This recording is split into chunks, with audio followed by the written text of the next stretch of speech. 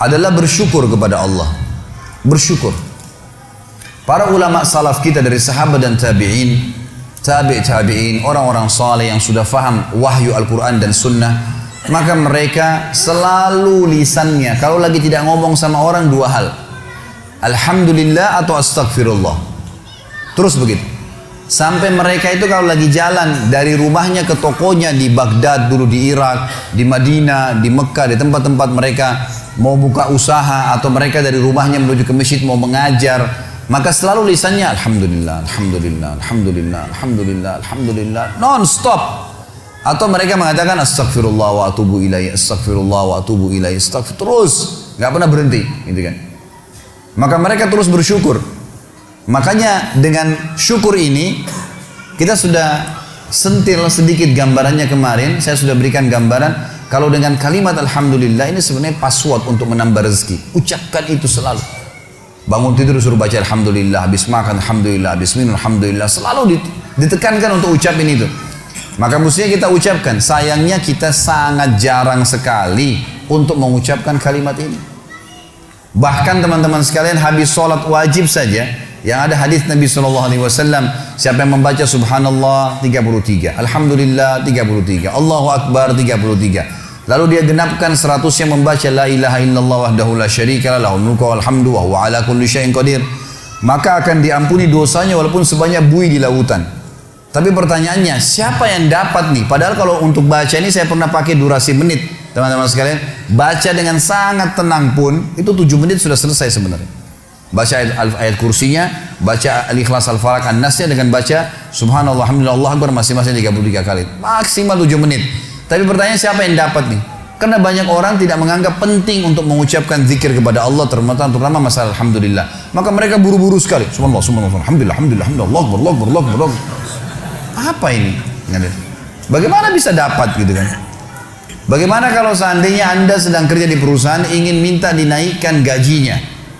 Bagaimana tulisannya itu, permohonannya kepada yang terhormat pimpinan perusahaan, dirut ya di tempat saya telah mengabdi selama 10 tahun, disebutkanlah kebaikan-kebaikannya, perusahaan ini juga baik, saya berharap bisa dinaikin 1 tingkat jabatan saja, atau dinaikin gaji saya sekian persen. Atas kerana kami ucapkan terima kasih, taruh di ruangan dirutnya. Kira-kira berani nggak pegawai ini ketuk-ketuk, mana tadi kemarin tuh yang saya sudah ajukan, gitu kan? Nggak bisa nunggu sebulan belum datang, sabar. Kenapa? Kalau doa rewel gitu. Mestinya sabar kepada Allah Subhanahu Wa Taala. Allah tahu kebutuhan kita kok. Allah tahu kebutuhan hamba-hambanya. Bahkan kita tidak minta pun Allah tahu kebutuhan hambanya, gitu kan? Allah tahu kebutuhan hambanya. Jadi harusnya bersyukur teman-teman sekalian. Kita biasakan bersyukur kepada Allah Subhanahu Wa Taala. Masih ingat tadi pagi saya bilang banyak hal-hal yang bahkan dianggap buruk oleh manusia, ternyata sebuah rezeki. Seperti tadi lapar, haus, capek. Mulai sekarang jangan kalau lapar bilang aduh lapar, nggak boleh. Karena kalau tidak lapar nggak enak kita makan. Mestinya alhamdulillah saya lapar. Itu aja mestinya kita syukurin. Hal-hal yang kita anggap buruk juga sebuah nikmat sebenarnya. Karena tanpa lapar tidak enak orang makan.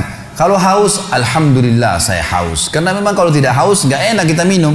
Begitu pula dengan capek, alhamdulillah saya capek. Karena dengan capek enak rasanya tidur itu. Tapi kalau tidak capek kita nggak enak tidurnya, gitu kan? Bahkan kadang-kadang kita gelisah bangun tengah malam karena sudah terlalu banyak tidur.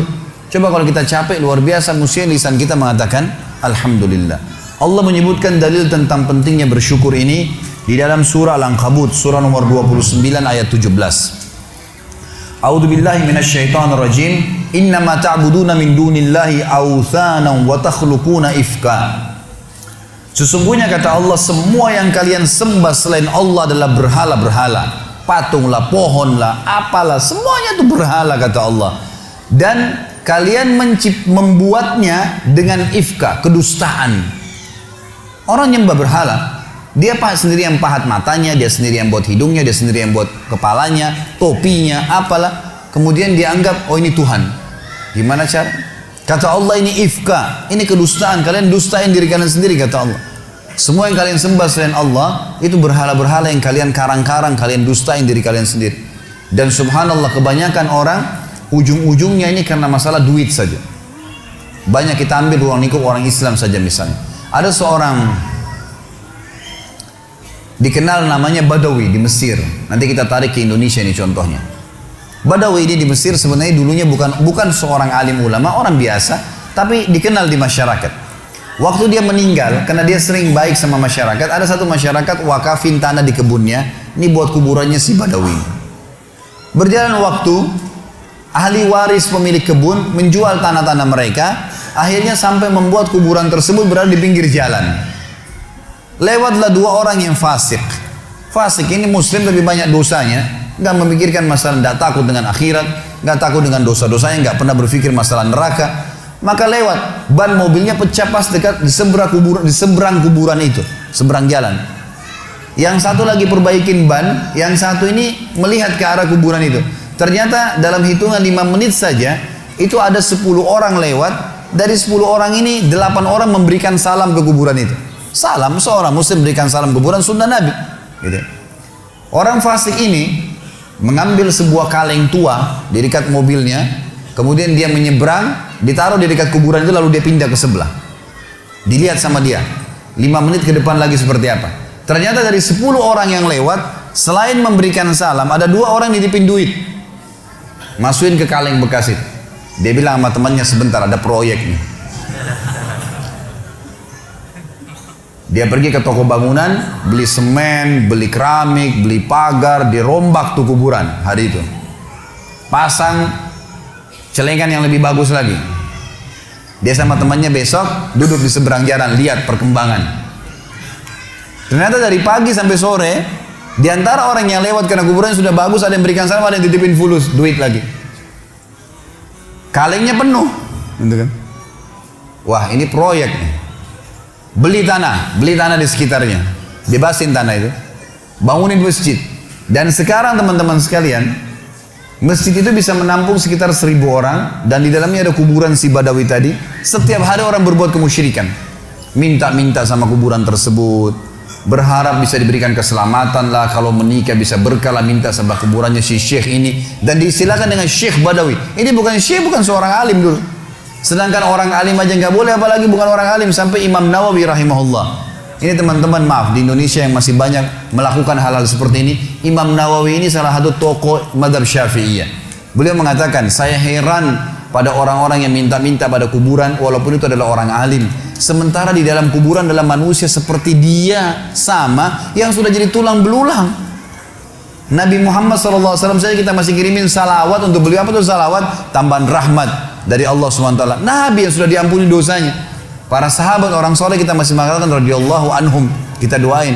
Bagaimana kita tidak mendoakan orang-orang lain? Sesoleh apapun mereka kita harus doain. Itu sunnah Nabi SAW gitu kan. Subhanallah, saya pernah mendatangi sebuah kota di Indonesia ini. Ada satu masjid tua sekali. Saya sholat di situ dan ini bekas peninggalan kerajaan. Begitu saya keluar dari masjid itu, ada satu ruangan rupanya di sebelah kiri masjid, kecil sekali, mungkin cuma bisa nampung 5-6 orang di dalam, dan ada orang duduk di atas tembok dekat pintunya. Lalu kemudian ditutup pintu tersebut, dia sambil nunggu. Saya lewat terus saya tanya teman saya, ini tempat apa ini? Dia bilang ini dalamnya kuburan. Terus untuk apa orang itu duduk di atas pintu? Dia bilang itu penjaga pintunya. Terus apa yang dilakukan? Dibukain pintu sama dia, sebentar, nanti antum lihat ada 5 orang yang keluar, di dalam sudah minta-minta kepada kuburan tersebut, nanti gantian lagi 5 orang lagi masuk antri. Begitu terus, gitu kan. Dan akhirnya penjaga kuburan diberikan duit oleh dia. Subhanallah, saya bilang subhanallah, maha suci Allah. Di mana mereka dari sabda Nabi SAW kepada Abdullah bin Abbas, wahai anak kecil, kalau kau minta tolong hanya minta tolong kepada Allah. Di mana mereka dari perkataan Imam Nawawi tadi, kalau mestinya mereka mengirimkan doa untuk orang mati, bukan malah mereka minta-minta kepada mereka. Ada ajaran agama kita jelas, tapi seperti itulah, subhanallah. Dan ujung-ujungnya di belakangnya ternyata pengumpulan dana lagi, gitu kan.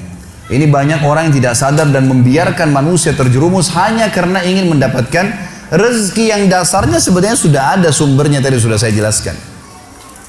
Kata Allah Subhanahu wa taala, teman-teman sekalian, innama ta'buduna min dunillahi awthanan wa takhluquna ifka. Semua yang kalian seru selain Allah, maka itu authan, berhala-berhala, dan kalian membuatnya itu ifka dengan kedustaan. Innal ladzina ta'buduna min dunillah, semua yang kalian sembah selain Allah, kalian seru minta tolong apapun sama mereka, la yamlikuna lakum rizqa, mereka tidak miliki rezeki untuk kalian. Fabtagu indallahi rizq, hanya mintalah kepada Allah satu-satunya rezeki itu. Wa'buduhu, dan patuhlah padanya. Yang dia perintahkan kerjakan, yang dia larang tinggalkan, yang halal nikmatin, yang haram tinggalkan. Washkuru lahu, ini saksi bahasan kita, dan syukuri. Alhamdulillah, alhamdulillah. Ilaihi turja'un, kalian akan dikembalikan kepadanya nanti. Dalil yang kedua masalah syukur. Ini pilar pertama untuk menambah rezeki itu teman-teman sekalian, bersyukur. Surah Saba, surah nomor 34 ayat 15. Allah Subhanahu wa taala berfirman, a'udzubillahi minasyaitonirrajim, laqad kana li sab'in fi maskanihim ayah. Saba ini teman-teman sekalian, surah Saba surah nomor 34, nama lainnya negeri Yaman. Zaman dulu, di zaman Ibrahim alaihissalam, Saba itu namanya negeri Yaman, gitu kan. Dulu subur sekali negeri Yaman itu. Dan Allah Subhanahu wa taala menceritakan tentang keadaan mereka dalam surah Saba ayat 15 ini. Sesungguhnya di negeri Saba di zaman dulu itu, di kehidupan mereka ada tanda-tanda kebesaran Allah. Jannatani ayyamini wa shimal. Di sisi timur dan baratnya itu ada kebun-kebun yang lebat. Dijelaskan dalam sebuah riwayat Nabi SAW bahwasanya dulu di negeri Saba ini ada Saddul Ma'rib namanya. Ada bendungan Ma'rib. Bendungan Ma'rib ini teman-teman sekalian dibuat dengan ilmu yang Allah berikan kepada mereka dan mereka beriman kepada Allah. Maka membuat akhirnya di musim panas pun mereka tetap punya sayur-sayuran. Semua di barat negeri Saba sayur-sayuran, di bagian timurnya adalah buah-buahan, dan sampai mereka menjadi pemasok terbesar di dunia pada saat itu.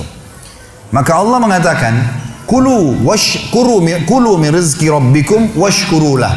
Kata kuncinya, makanlah, nikmatilah itu semua, tapi syukuri, bersyukur kepada Allah. Kata Allah, kalau kalian bersyukur, baldatun tayyibah, negeri kalian pasti akan jadi baik, wa rabbun ghafur, dan kalian akan menemukan Tuhan kalian adalah zat yang maha pengampun. Allah.